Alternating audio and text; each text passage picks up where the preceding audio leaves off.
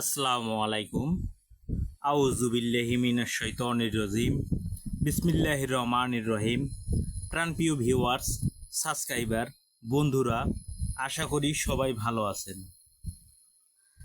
তো ওল্ড পাওয়ার চ্যানেলের পক্ষ থেকে আজকে নিয়ে আসলাম শত্রু দমন করার একটা নকশা।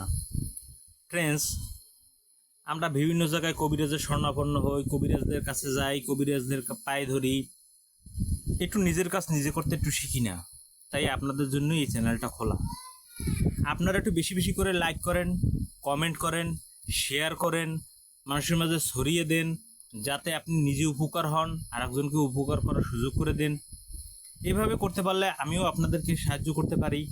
আর আপনাদের কোন বিষয়ে ভিডিও দরকার, সেই ভিডিওগুলো যদি আপনারা একটু লিখে পাঠান আমাকে কমেন্টে, তাহলে আমি কিন্তু আপনাদের ভিডিও সুন্দর করে দিতে পারি। এখন ফ্রেন্ডস, একটা কথা আছে, আমি কিন্তু এখানে কোনো নাম্বার দেখি নেই বা নাম্বার দিচ্ছিও না। যদি কোনো প্রতারকের ভিতরে ঢুকে নাম্বার দেয় যে এইখানে আসেন সেইখানে আসেন, তাহলে আপনারা প্রতারিত হলে আমার দোষ দিতে পারবেন না। তো ওল্ড পাওয়ার চ্যানেলের পক্ষ থেকে আজকে যে শত্রু দমনটা করার নিয়ে আসছি, এই শত্রু দমনটা করতে গেলে কি কি লাগবে, কোন মাধ্যমে করবেন, কিভাবে করবেন, কোন দিনে করবেন, কি খাওয়া যাবে, কি না খাওয়া যাবে, সব কিছু বিস্তারিতভাবে আলোচনা করে দেব। আপনারা যদি ধৈর্য ধারণ করে ভিডিওটা দেখেন তাহলে বুঝতে পারবেন। তো কথা বাড়াবো না, চলুন ফ্রেন্ডস মূল ভিডিওতে প্রবেশ করি। এই নকশাটি আপনাকে যে কোনো আমাবস্যা তিথিতে লাগবে। আমাবস্যা তিথি যখন আমাবস্যা চলবে, আমাবস্যা চলাকালীন সময় যে কোনো একটি সাদা কাগজ নেবেন। যে কোনো একটি সাদা পবিত্র কাগজে আপনি জায়নামাজে বসে উত্তরমুখী হয়ে বসবেন। ফ্রেন্ডস, কোন দিকে বসবেন? উত্তরমুখী। উত্তরমুখী হয়ে বসে সামনে 3টে আগরবাতি জ্বালাবেন, একটা মোমবাতি জ্বালাবেন। মুখে নিম পাতা বা চিরতা বা করলা পাতা এগুলো রেখে মুখটাকে তিতা বানিয়ে নেবেন। সাথে 2টা গোলমরিচ নেবেন, যেন মুখটা ঝাঁঝালো হয়ে থাকে। এবং রাগ, খুব ক্ষোভ, এরকমের মনের ভিতরে রাগ ক্ষোভ, যে শত্রুকে আমি মেরে ফেলতেছি, এরকমের চিন্তা ভাবনা নিয়ে আপনি এই নকশাটা জাস্ট এরকম একটা লাল কলম দিয়ে লিখবেন সাদা কাগজে। লেখার পরে আপনি সুন্দর মতো একটি নকশা লিখলেই হবে। এখন পাক পবিত্র হবেন কিনা, অবশ্যই উজু গোসল করে নেবেন, গায়ে আতর মেখে নেবেন, কিন্তু মুখটা তিতা হওয়া চাই এবং ঝাঁঝালো হওয়া চাই।